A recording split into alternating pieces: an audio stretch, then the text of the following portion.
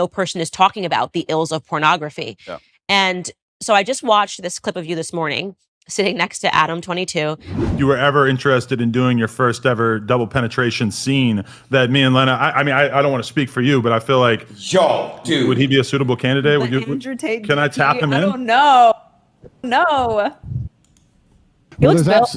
Oh, Yeah, can I fill in real quick, Andrew? You know, You're out, Adin. We canceled you. You're not in this conversation anymore. fair enough. Go ahead, Andrew. Would you, Andrew? Would you double penetrate her, bro? Would you do that, Andrew? Go ahead, finish the answer. If we're all popped together, is that chill? There's absolutely 0% chance of that happening.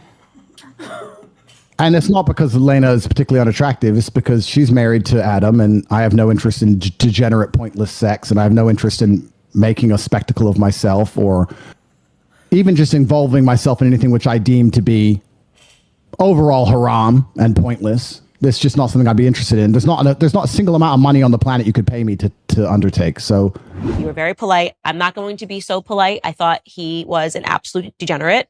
And I mean that the idea of having a woman making the vows that you make in marriage and literally offering her body as he did to you was a form of degeneracy. And you were being very nice and measured. And I think that for that moment, that was the best thing that you possibly could have done because she looked quite vulnerable. Yeah.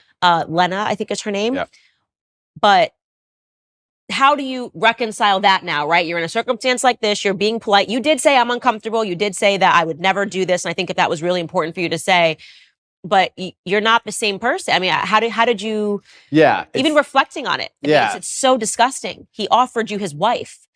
It is pretty disgusting. And it's also pretty misogynistic because he didn't ask her. He No. offered her.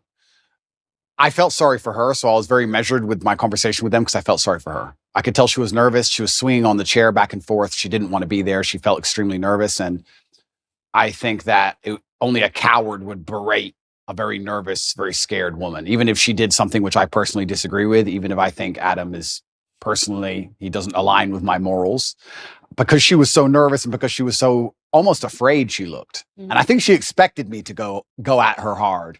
So I just felt sorry doing it.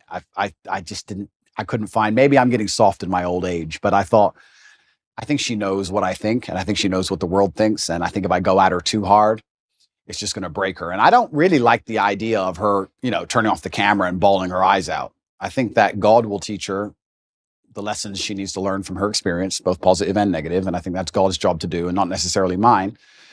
But yeah, it was certainly uncomfortable, and it shows how degenerate the world is becoming.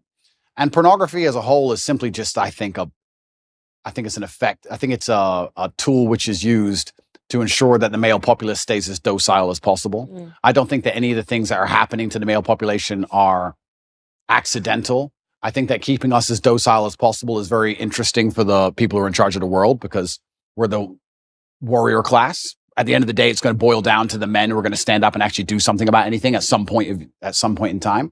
So I think they like the idea of us being docile. And I mean, how much more docile can you get than a man sitting there looking at a screen, not even want to reproduce for real because he's just staring at a screen? And I think that's just the next stage in the slave mind. And